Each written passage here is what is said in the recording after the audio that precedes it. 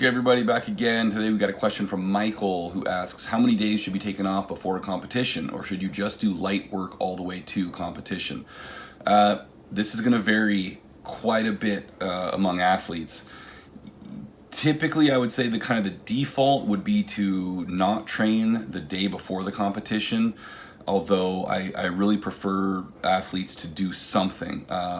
Ideally, get on an empty bar, kind of go through the way you might warm up for your snatches or clean and jerks, doing stuff like muscle snatches, tall snatches, overhead squats, push presses, some power jerks, that sort of thing. So you're moving, which is going to be better for your mobility the next day. You're going to feel a little snappier. You're going to feel kind of already a bit warmer when you start warming up for the competition.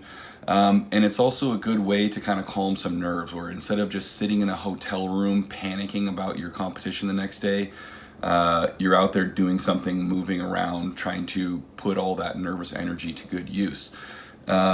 Regarding the rest of the week, essentially what you're going to be doing that last week, often kind of bleeding into 2 weeks out, is reducing the volume primarily and reducing intensity secondarily. And how much you do of each, again, is totally dependent on the individual and what they respond to. Some lifters do better staying quite heavy right up towards the meet, like very close, taking 85-90% snatch within 3 days of competition.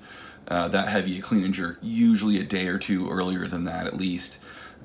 But other lifters are going to be, hitting 60% 2 or 3 days out, and 80-85% a week out. So it really depends, and it's something that unfortunately you have to experiment with to a large degree. Like there isn't a formulaic way to determine this person needs to do it this way, this person needs to do it this way. Although I would say just some general rules.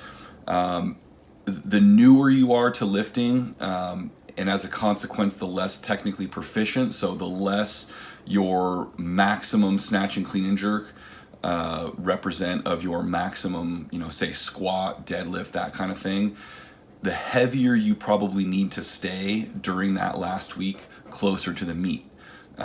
Simply because if you back off to the same percentages that a more advanced lifter did, it's extremely light and you're not getting enough stimulus to kind of maintain that strength and that speed and that explosiveness.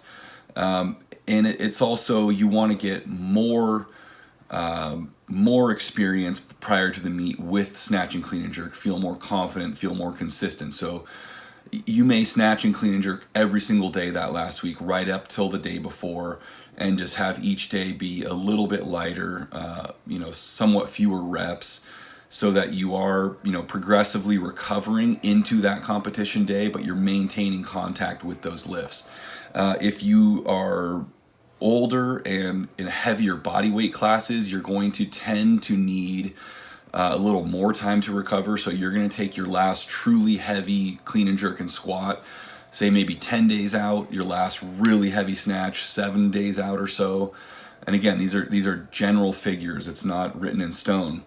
And then continue tapering past that. And if you're kind of in between there, again, you may take heavy lifts, a week out, and then taper off from there, although maintain relatively high intensity with just very low volume. So, hitting one single at 85% 3 days out versus multiple singles, certainly no doubles or anything like that.